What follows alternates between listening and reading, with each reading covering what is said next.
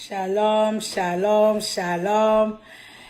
Bana nzambe nyonso shalom. Bat nyonso balinga mama Sylvie shalom.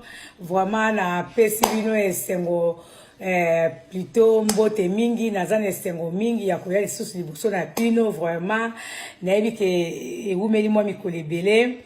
Bomoni ngai te bato bazobenga nga mama Sylvie tozomona yo te mama Sylvie ozoteya te mama Sylvie oza wapi yango leo na ye pour la savoir que nazali et puis nazali vraiment très bien portante vraiment nzamba zwa lokumu o apesinga soso makasi ya koya liboso na bino pona ko kabwana bino sango malamu ya Yesu Masia mais avant tout la ligne d'abord on a remercié les lecteurs nanga nyonso ya Kitambo. Vraiment, je sais que vous étiez très nombreux dans les bureaux de vote pour na ko voter ngai, pour na ko pesa nga ba voix na bino. Vraiment encore une fois merci na soutien na bino, pe na port na bino. Nebi ke bo soutenir kinga makasi, nebi ke bo voter kinga vraiment ebele et ben biso zaba na Nzambe, bibi na biso na ba circonstances nyonso ke ba na kokumisa Nzambe. Vraiment deux fois Nzamba sala makambo oyo biso to senga kaete asala makambo selon ndenge ya lingi. Donc notre Dieu tellement qu'il est fidèle, il fait toutes choses en son temps et à sa manière. Ya wana biso to koika ko pesa ye merci. Vraiment ba électeur na ranyo soit Kitambo na pesi bino merci. Peut-être mingi bayeba kité ou bien peut-être bayebi que vraiment na longwa ki na Kinshasa depuis le 1er janvier nazali awa aux États-Unis na yakota la bana et puis na yaki pona pe mamwa muke et voilà que bon makamyo seleka ki na simananga vraiment bana Kitambo na yebi ke boza trop déçu na yebi ke boza na vraiment na benketi boyoka ki mawana na ko se mnuka ke boza bato mawate boza bato esengo biso mo to yebi ke to gagna ki toza ba gagna et vraiment to pesi Nzambe merci alors na kokai ko bana maté na ngai te sans pour autant na bana d'abord ko remercier bino bana Kitambo nebi ki bozaki vraiment très nombreux dans le bureau de vote pour na ko pesa nga ba voix. Alors Nzambe apambola bino donc nazo ebisa bino kaka ki toza ensemble et loko moko ko kabola biso te bana Kitambo toza ensemble et puis ba projet no sa kitoko oyo na lakaki bino na ba descente nanga je pense que na lisungi ya Nzambe to kwa kosala o to kwa kosala ndeka na zaipe ko loba ke to kosala nyoso te mais du moins to kosala ndambo elongo na Yesu Masia et naza toujours de cœur na bino toza ensemble bana Kitambo vraiment d'ici peu de temps nazo zonga na Kinshasa ba base na ngai na tsungia Nzambe tokomonana tokokutana tokosolola tokobeta masolo tokopesa pe Nzambe merci na o nyoso eleki vraiment bana Kitambo na lingi bino mingi boza vraiment na kati ya motema nanga vraiment toze longo na Nzambe mais nazo sabino ke makamyo seza kitoko nyoso eza kitoko ya mwana na ye na lite ya moko vraiment kitoko pour kolendisa bandeko nyonso oyo penza bazokuta na bepreve ebele na bavi na bango to oyo peut-être baza mécontent na ba makambo mususu oyo komeli bango na vie na bango tout ça. Alors lelo Nzambe na kopema na ngande na zozwa ta ya kopema vraiment Saint-Esprit a inspiré nga apesinga mate ya kitoko oyo na lingina kabwana bino na mokona lelo na ebite soki boza jour nini mais biso toza samedi toza déjà pourquoi alors nazote ya bino et vraiment na Nzamba Saint-Esprit apesinga mate ya ebele na kozwa ta ya ko kotisela bino yango avant que na zonga na Kinshasa vraiment Nzambe a pambola bino. Alors sans plus tarder lelo na lingina te ya bino te moko mutuya na intitilango les épreuves testent notre foi. Alléluia. Ba épreuve et mekaka kondima na biso ba épreuve eza nini ba épreuve ezali ba momekano oyo tozokuta nango na ba vie na biso oyo tozokuta nango na mabala na biso oyo tozokuta nango na banzela na biso ba épreuve oyo tozokuta nango na ba domaine nyonso afi na biso. Alors ndenge sabino bana Nzambe oyo bozolanda na pokwa na lelo na tonga lelo ke ba épreuve souvent et yaka na bomo na biso pona ko tester foi na biso to pona ko perfectionner foi na biso. Alléluia. vraiment nzambe aza bien na pesa bino ke nzambe de fois a permettre ba épreuve comme la biso na ba vie na biso pona ko tester fois na biso to pona ko perfectionner yango. Alors koza na fois elingi ba nini koza na fois ezo signifier nini Nengna pesa au mwana nzambe yo ozola nanga na pokwa lelo ke koza na foi ezali d'abord croire Dieu kondima ke nzamba zali kondima nzambe. Alléluia. Koza na foi elingi su koloba être dans la joie. Ata makambo eza malamu te, quel que soit le temps, quelles que soient les circonstances, il faut être dans la joie même quand les choses ne marchent pas. Il faut koza na sengo yonde ba bengi ngo foi. Yawande babengi yango foi. Vraiment, koza nesengo même na ba moment difficile la vie na yo. Koza nesengo même na ba moment difficile ya libala na yo. Koza nesengo même na ba moment difficile ozo passer nango. Yawande balobi koza na foi. Donc malgré makambo ezo komela yo, malgré ba opposition, malgré ba mikakatono, mozo kondima ke nzamba zali. Ozo loba ke tout va bien. Koza na foi. Atoza malade, ozo loba ke je suis en bonne santé parce koza na foi. Tant bat bazoloba ke ekosimba te yo zoloba ekosimba yangwana ndezali foi. Alléluia. Koza na foi ezali ko agir positivement na ba situation oyo oza ko affronter na vie na to oza ko rencontrer na vie na yo. Vraiment banzambe bandeko nanga ya basi to mibali oyo bozolanda nga na ebite bisika no so bozali na ngi natalisa oke koza na foi ezali koza na sengo dans toutes les circonstances ya vie na yo. Qu'elle soit bonne ou mauvaise, ba situation nyonso ba circonstances nyonso ya vie na yo, zala na sengo. Zala na sengo.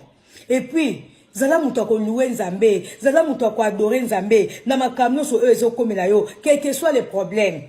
Nebi ke batu mingi tamsu so makambo ekomeli bango to makambo ezo esalami lo lenge o bango bazali kozela te ba mi posera ba question mbele pona ko koyeba est-ce que Dieu m'aime-t-il vraiment?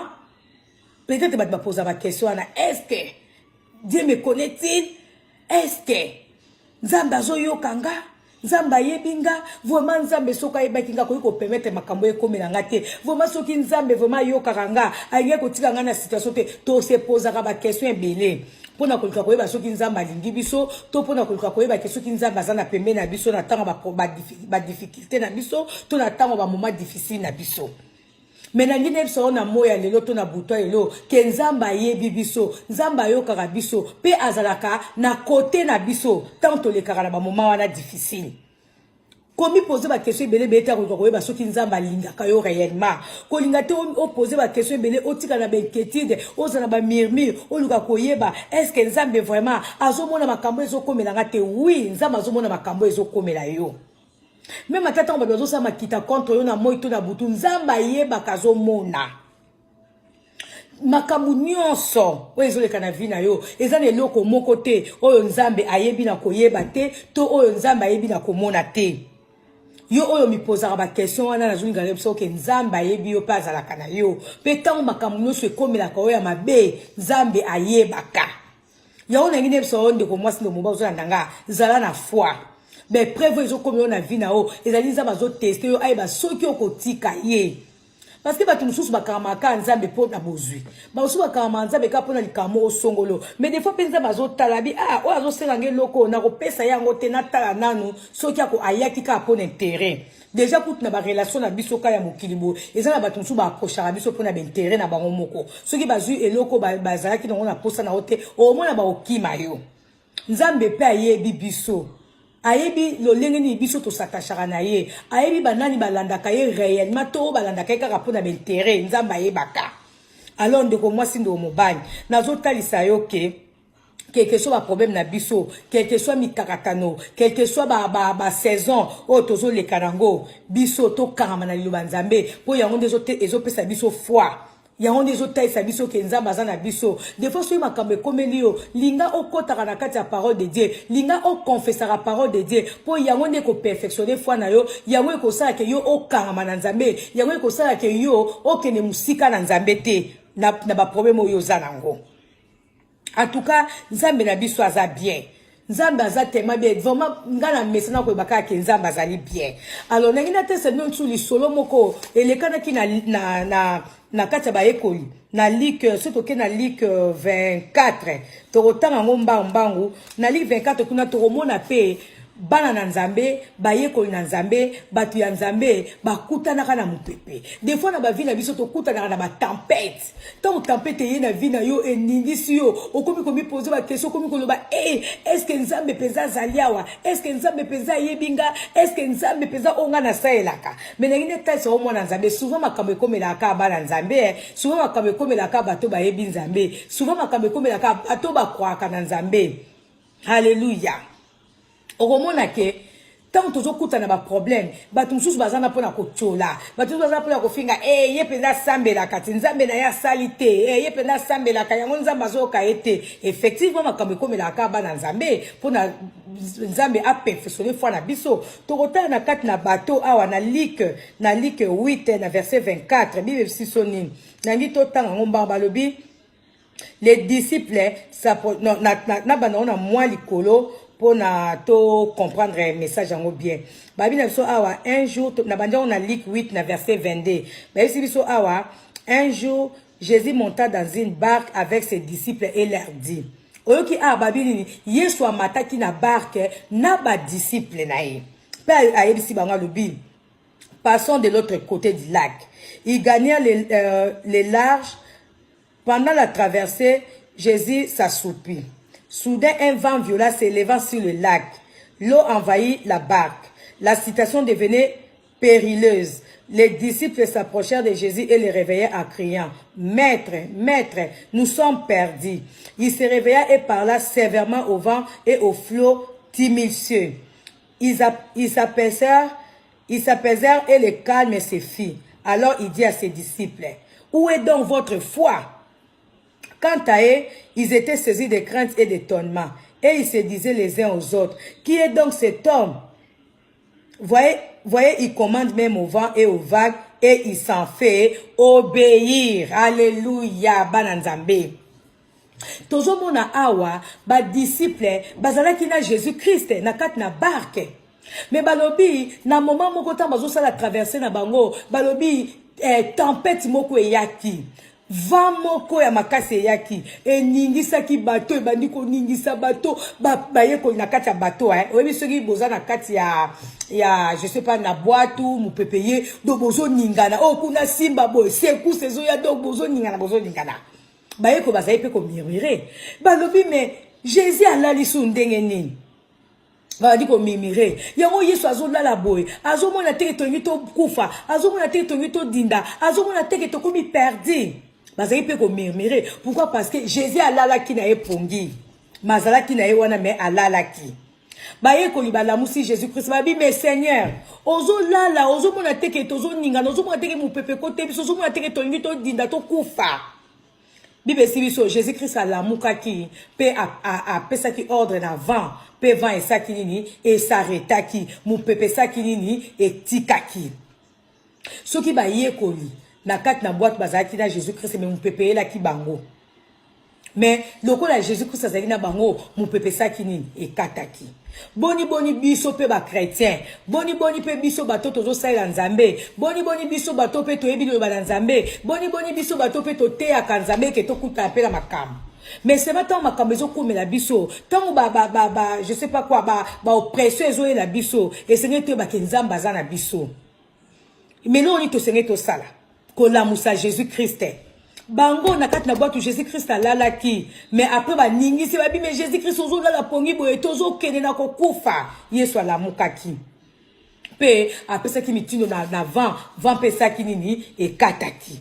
Biso pe lo lenge moko bana nzambe. Na bomo ina biso tozo représenter bateau a lokola vie na biso. Tozo représenter bateau a lokola ba domaine nyoso je sais pas ba misala na biso, ba mabaya na biso, makam na biso nyonso oyo toza nango. Toye ba kata toza na nzambe mu pepe koki ko ya. ba difficulté ko yiko ya bo position ko yiko ya mais na tant ba problème moné ko zala ndenge bana ba disciple bango ba lamusa ki Jésus Christ biso toza bato nyongwa ko kumisa nzambe ya ko louer ya ko adorer na kati ya problème na so parce que azawa na pembe na biso tant Yesu masi ya ko yoka yoza ko adorer ye tant Yesu masi ya ko yoka yoza ko louer ye ako se manifester ako se manifester mu pepe wana o ezo beta vie na yo mu pepe wana ezo beta foyer na yo mu pepe wana ezo beta musala na yo et ko s'arrêter pourquoi parce que Jésus est à tes côtés azawana pe azo yoka yo zo louer azo yoka yo za ko adorer ye ako tika la silencier te ba disciple bazali ko murmurer biso pe bana nzambe de fois to baka mema kambe zo komela ngande ngapi mam na te yaka ngapi nam na sambela ki nzambe ngapi na zo la ba veiller de prière ngapi na zo la ba jeûne mais ndeli nzamba ko permettre makaba boye komela nga oui fait komela yo parce que ba disciple pe na kat na bato bakuta ki na mpepe ce n'est pas dit que ceux qui yo na nzambe nde makambe ko komela ote non makambo fait komela yo nde wana nde siko voix na biso foi na biso za ka tester nde wana siko foi na biso e komaka nini perfectionner alléluia bana nzambe na ngina yebisa no na pokwa lelo to na moya lelo makambo te komeli biso komi poser no ba question belé te oh est-ce que nzamba lingaka nga est-ce que nzamba yebinga est-ce que na sambela ki malamu te non o sambela no malamu mais c'est nzamba sara makambo en sa manière nzamba sara makambo en son temps et puis des fois nzambe a sara makambo a répondre à biso te na moment auto zaka ya répondre biso nzambe a répondre à biso te na lolenge opso tozo sengela ye nzambe a ko sala selon ye des fois makambo susu biso tozo mona ngo mabe mais na miso nzambe za malamu makambo susu tozo mona ngo tangu su mabe des fois banguna na yo bayini na yo batombokeli na yo bazo kansake bazo sala o mabe mais nzoka na miso nzambe bazo sala onde malamu ya wana ndeko mwasi ndo mobali tant makambo pezo komela ona vie na yo komona kaka mabe te oyebite nini nzambe azo saela yo to yebite ndenge nini nzambe azo tanzu ozana problème ko zo sambe oza ko seketo bi nzambe likambo yo nazo sambela pona opposition oyo nazo sambela ndenge nzambe azo kaka te nzambe yo kaka yo ako répondre o mukolo oyo ko yeba te ako répondre o mukolo oyo ozala distrait alléluia batu ba seka yo batu ba finga yo batu ba n'importe quoi pona yo mais tant yo yebi ko zana nzambe yeba ke nzambe wana ayoka ka ba prière na yo ezana mukolo moko nzamba ko répondre yo na yo moko kuto koyeba sute ke osenga ka nzambe likambo wana nzamba ko sala na tana ye nzamba ko sala na manière na ye akosala ngo lolenge o biso to lingite tant so zo nzamba pambola ona tongo mais nzamba azo zela pambola ona minuit tant que ça que nzamba opambola na minuit nzoka nzamba azozela apambola yo na je sais pas quand na 8h du matin nzamba za bien na yo yeba ke tant to kutana na ba mipepe tant to kutana na ba problème yeba ki ya qu'une seule personne dans ta vie wako yiko calmer tempête na vie na yo il y a qu'une seule personne ezana batu mususu te batu ebele te tant okutana na ba problème linga okenaka devant Jésus Christ o louer o adorer parce que batu nyonso bakoya nzinga na yo muta o calmer tempête na vie na rozalate mais il y a qu'une seule personne Jésus Christ de Nazareth ye wana tango yo belela kaye ayoka kayo des fois ça ka semblant netazo mona na kati ya masuwa avant même kutu ke ba disciple bala musaye ye moko déjà bonzambe na ye ayeba ki ke boite koma ki na danger tant pe bazo la musaye alamuka ki pe mbala moko tazo ki tana ye nde ba disciple akoma ko murmurer mais ozomona teke tozo dinda ozomona teke tozo oui azalai ko yeba etant que nzamba yebaki biso peta ke bana nzambe makambo ezokomela biso ayeba difficulté di tozana ngo ayeba oppression di tozana ngo ayeba esika banguna na biso babatami ata biso tozomona bango te nzamba yebi bango ezana mukolo moko nzambe na biso ako s'élever. La Bible dit que notre Dieu il est notre rédempteur il s'élève toujours le dernier pour na secourir biso ni nyango oyo zo le kanango tempête ni ezo beta vie na yo tempête ni ezo beta foyer na yo yeba kezana mutu moko a tes côtés wazawana alika yo louer alika yo adorer ye po talisa ye ko zo croire ye po otalisa ye ke olingi na bolingo intérêt te ndenge bible lobi ni ko kabolanga na Yesu Masia ba échec ba maladie to ba je sais pas ba oppression ba opposition non et là on veut que kabasa bolinga nzambete au côté tant toujours kuta na makambo to kende davantage to kende les sous de plus en plus devant nzambe na biso poto tali ça que toujours quarrier poto tali ça que toyebi kazali puissant poto tali ça que toyebi ki azali capable ya kosala ramener na vie na biso poto tali ça que il est la seule personne ya ko calmer tempête na vie na biso. Alléluia. Et ce n'est to kende toujours face à face devant Nzambe na biso na ba temps difficile ya vie na biso pona kotai c'est que Nzambe toyebi ke yo za Nzambe toyebi ke yo za puissant toyebi ke yo za souverain toyebi ke Nzambe yo za notre guérisseur toyebi ke yo za notre pourvoyeur toyebi ke Nzambe yo sa makam na yo na temps na yo pe la manière na yo. Alléluia. Nzambe za bien. Ba eko pe ba traverser ki moment difficile na vie na bango masuwa na ezaka kama vie na yo mu pepo ezo beta na vie na yo zala mutu ko louer Nzambe zala mutu ko adorer Nzambe zala mutu ko poussa ne pas Nzambe na ba louange munoko na yo zala mutu ko confesser parole na munoko na yo parole de Dieu koza ko zwatana ote pona ko murmurer ko lukate ozwatana yo pona ko je sais pas quoi ko mitu na ba question belé est-ce que Nzambe peza yebinga est-ce que Nzambe peza lingaranga est-ce que Nzambe peza zo mona teke ngana saila ka ye oui Nzambe yebi ke yo saila ka ye mais ce qui va problème ezo koma na vie na yo eza po boma yo te eza po e perfectionner foi na yo eza po otaisa Nzambe ke yo lingiye eza po otaisa Nzambe ke Nzamba za Nzambe na yo. Alléluia. Nzamba za bien. Vraiment to resu ko tanga mbangu na Job 13. Na Job 13 kuna pe to ko mona biso to yebi lisolo ya Job to yebi ndenge ni Job akutana ki na mikarata ne bele na vie na ye. Alléluia. Biso to yebi Job akutana ki na ba problème bele na vie na ye, voire même moi si na ye. Ayebisa ki Job alobi Job finga na Nzambe okufa na yo tema pasi elekaki mikarata no elekaki bana nyonso o Job abotaki bakufaki Job azwaki maladi Job bozune nyonso edindaki mais moi si na ye ayebisaki nini finga no kaka Nzambe okufa na yo voire même baninga ya Job bakome ko ya ko tala ezana batu so za ba problème bazo ya neti bazo consoler yo mais bazo tula yo en même temps. Bazo pesa o makasi mais bazo tula ya même temps. Je me pesa ina baninga ne misato. Bazaki kote msusu ba yokeli mawa kote msusu ba choliye tala ndeko mwasi ndo mobali. Natanga ba problème c'est fier na ona Nzambe, c'est fier na luba na Nzambe. Parce que batu nyonso o ba ko ya ko consoler yo, batu nyonso o ba ko benga yo, batu nyonso o ba ko tuna yo. Kokansateke baza pour yo, kokansateke bazo yo kama wana likamna yo, kokansateke basepele kama mingi bazo chola yo, yo kangama no ka na Nzambe. Pesa no ka confiance na Nzambe. Alléluia. Job awa baninga na ye. Misus bazai kwa na tuka Job. Vuma biso to yebi oza muta masumu te.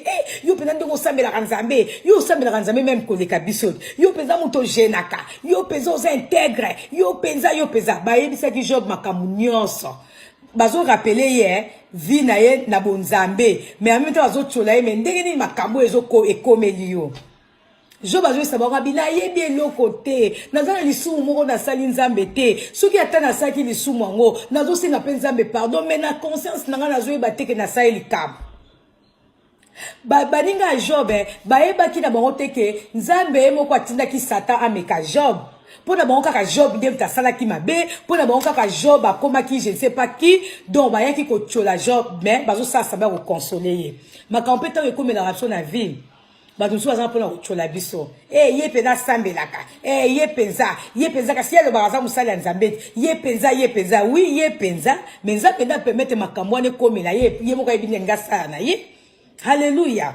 Awa to mona Job na Job 13 na 15 na komaki yango awa Bible sibisonini. Quand même il me tuerait, j'espérais en lui. Alléluia. Awa Job alobi ataliwa na ko espérer ka pa Nzambe. Ataliwa na ko boya Nzambe te. Ataliwa na ebike soki atana kufi mena lola na rozana sali na ngai ayebi ki atana kufi mais na ko vivre éternellement avec lui na likolo. Pourquoi? Parce que ayeba ki asakine na problème mon côté ndeko mwasi ndeko mobali tant yo zaka na ba problème Bados ba ga consoler yo, ba consoler na mitema mibale, ba ya raté au consoler parce que ba yo qui passe na likam na yo, mais ba ya au consoler ko mususu po ba chola yo, po ba seka yo, po ba lobake. Na ye penza, oui ye penza, mais ça mena permettre ngo, siko ye ndaza nanité. Parce que ba ye ko écoute na kat na boîte, ba kuta ki na mpepe. Alléluia. Mais bazaki na Jésus à côté, Jésus ko talala ki pongi. Alléluia. Biso tozo kwa Jésus par la foi. Toyebi ke nzamba za na biso, toyebi ke nzamba za mokonzi na biso, mais tozo va na Jésus physiquement boité, mais ba ye ko li par contre, bango bazaki na Jésus Christ na kat na bato, vo même kutu Jésus alala ki pongi na misu na bango, mais mu pepeye la ki bango. Bongo biso ba o to mona kutu Jésus na misu te ka par la foi, tozo ba ke Jésus Christ za mokonzi na biso. So ba kambe komeli biso e komi problème. Ndoko moi si, so ki kambe komeli e komi problème, te yo komi sanzambe. Kumisa nzambe, hallelujah. Toke susu na Philippiens, na Philippiens 4, tuna suto romona, nini oyo, Bible ezaliko, lobela biso, par rapport ya foi na biso. Donc, biso tozali batu ya nyongo, ya kokumisa nzambe. Tozali batu ya ko sanjo la nzambe, quel que soit temps au tozo le kanango, que le temps soit favorable ou pas, biso sengeli to kumi sanzambe, biso sengeli to sanjo la nzambe, to yembela ye, to adore ye, to loba nzambe, yo za mokonzi, nzambe na kotika yo te, nzambe nga na yebi mususu te kaka yo, nzambe na pesi yo merci pour makambo ekomeli nga na yebi ke yo za wana pembeni nga, yo ko deliver nga, ko kangola nga, yo ko longisa nga na bitumba nyonso, na yebi ke yo ko longisa nga, banguna na nga ata basanga ni 10,000, na yebi ke bakokweya bakoke 1000 tomba à mon côté, dit à ma droite, naebi ke na kozala tente, tout a bato ko sanjo la nzambe, to sanzambe ke banguna na biso ata baye sambo, bako ata baye na nzela moko, bako pa na nzela sambo. Et c'est la prière o ezo bima na mnoko na biso, na tant tozo kuta na bitumba, na tant tozo raconter ba difficulté, to tato la ke tozali gagnant, to tato la ke tozana victoire, parce que nzamba tiki biso te, parce que nzamba za na biso. Na Philippiens 4, na verset 6, cette Bible biso, ne vous mettez en souci pour rien, mais en toute chose, exposez vos besoins à Dieu, adressez-lui vos prières et vos requêtes en lui disant aussi votre reconnaissance. Tokumi sanzambe. Tomi na souci te, toza na souci eloko moko te. Tant même, quand bien même to koti na kati ba problème, to ba kokumi sanzambe, to ba ko rendre grâce, to ba nzambe merci. Na zelaki eloko songolo, mais na zui yango te parce que nzambe yo lingi. Koza mutako lela te, koza mutako tia ba souci te, to ozo tia ba souci. Ozwani na ba souci okotia.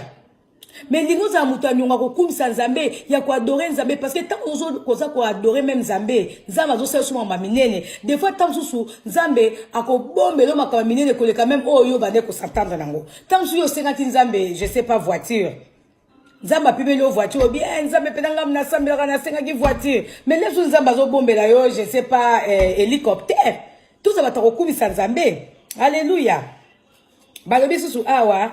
Alors la paix de Dieu qui surpasse tout ce qu'on peut concevoir gardera votre cœur et votre pensée sous la protection de Jésus-Christ. Ndekonanga. So ozo yeka na ba problème, na ba difficulté, ozo ima na peso kum sanzambe, oza na kimia. So oza ba difficulté, zala mutako kum sanzambe parce que so ozo kum sanzambe na tanga ba problème na yo, okozala na kimia, mais tant yo mi côté si sous na ba problème, na ba souci, na ba inquiétude. Okoya ko bela pamba. Okoma freiner, okoma bloquer alors koza makambe belé akosala liboso na yo. Tango yo komi kota na ba souci, moi oza na kimia e kozala te. Yango ba fisi biso awa na tango ba problème to zanini, bata ko kumisa nzambe. Soki tozo kumisa nzambe, to kozala na kimia. Obi tango za ba problème, banda ko yembela nzambe, banda ko ba nzambe na lingi yo, nzambe na yebi kozala nga, nzambe na yebi koza mokonzi nga, nzambe na yebi koza pouvoir nga, nzambe na yebi na kokele loko moko te. O mona ba moko esengo elio. Na bato bazokela o mawa ba biso mutoku tozokela e ma biso tozana souci yebo utazana na souci te oui ngamona zanga na souci te yozokela na souci poani. Ozo soa na pola likamna nga pona ni. parce que nga na seconde nebi ke nzamba zo sela ngama minene nebi ke nzamba ako répondre nga na tana ye nebi ke nzamba zo sela makambo en sa manière na oza muto akolela te. Hallelujah. Nzamba za bien. Pona ko sukisa toke na Somme 3 kuna nina ko clôturer matin na nga ya lelo. Na Somme 3 Bible biso nini. Na Somme 3 na verset 4 à 6 Bible biso pourtant ô Éternel, tu es pour moi un bouclier qui me protège. Toi ma gloire, tu me feras marcher encore la tête est haute. Alléluia, nzamba za bien. Alléluia. À haute voix, j'écris vers l'Éternel, de sa montagne sainte, mon Dieu m'exaucera. Alléluia. Nassi Salobi, je me couche et m'endors, l'esprit serein. Je me réveille en paix, car l'Éternel est mon soutien. Alléluia. N'attends pas de problème. Là, na kimia. Alléluia. Balobi awa.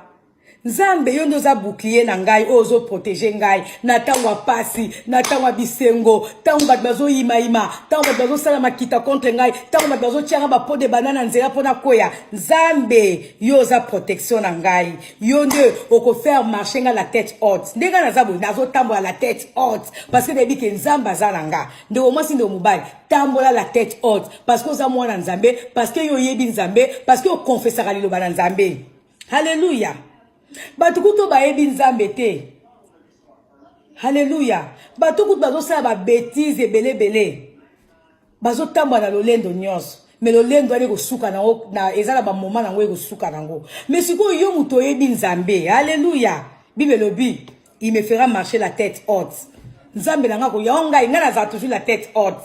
Parce que nazaka na assurance que Nzamba zananga, nazaka na assurance que Nzamba yebinga, nazaka na assurance que Nzamba yebi libota nanga. Quel que soit le temps, que le temps soit mauvais ou pas, ngai na yebi que Nzamba zananga, Nzamba tika ngai te, Nzamba yoka nga ta ona bonde la kaye. Pe na yebi que ako répondre ngai na makambo nyonso nga na senga Nzambe et déjà ebele si na moni Nzamba répondre. Oh na répondre te na obanga te pe que Nzamba ko répondre parce que Nzamba azakane fidèle. Alléluia. Yango esengeli ko tambola la tête haute. Alléluia. Bible awa, à haute voix j'écris vers l'Éternel de sa montagne sainte. Alléluia. À haute voix faut crier. Zala mutu ko ganga liboso na Nzambe, ozo kubisa Nzambe, olobi Nzambe na zala Nzambe mususu te, soki yo te nani mususu. Faut ko ganga kanga pena des fois soki peva mo do molimo sante kotenga na banga ko kubisa. Nzambe na merci na zala tete no yake, na za we no amba, na za toujours likolo et no ko ko kwesa ngai te. Nzambe na za do na za mwana le roi des rois, na za la princesse du roi. Do na loba kango avec assurance parce que nebi ke na za mwana Nzambe. Elo omoke ko bangi sangai te, elo omoke ko lengi sangai te. Bino pe bat bozo yo kanga bande ko basto ngi ko mbali. Tant que bozana Nzambe, bon marcher la tête haute. Alléluia. Nzamba za bien. Vraiment oyo nazaki na ngoyo ya muke pour ko partager na bino tema mikoleleke bele bozo tonanga mama Sylvie nazali nazo pema na yakika ko pema vraiment na pemi na zui pemata na pemi na yakina ba malaria il fallait na milakisa ba malaria et puis ba grippe na ba temps ezali awa vraiment to utaki na moi makasi na Kinshasa et puis na ko kota na malili ya moni ke vraiment nazaki un peu bouleversé mais Nzamba sali grâce ya moni apesinga makasi pona te abino vraiment toza ensemble bana kitambo nazoya vraiment encore une fois merci na bino batu boyoki ngai vraiment bo méditer parole oyo et puis bozala batu ko louer Nzambe tant ozana ba problème c'est vrai tant ozana ba problème des fois maloba kute ozanga opo bondela mais tant okute na situation na zala ka mutu ko adorer Nzambe zala mutu ko kumisa Nzambe zala mutu ko yembela Nzambe zala mutu ko binela Nzambe mabina na ye po Nzambe na biso asepela Nzambe na o asepela pe akota makamna yo vraiment Nzambe apambola bino tokutani prochainement quand des nebseki no na kopema na na pemi vraiment na komi mo mate ya ibele na ko kotisela bino ngo po boza vraiment édifier tika ete Nzambe na lola apambola yo oyo kinga na kombo na Yesu Masia. Amen.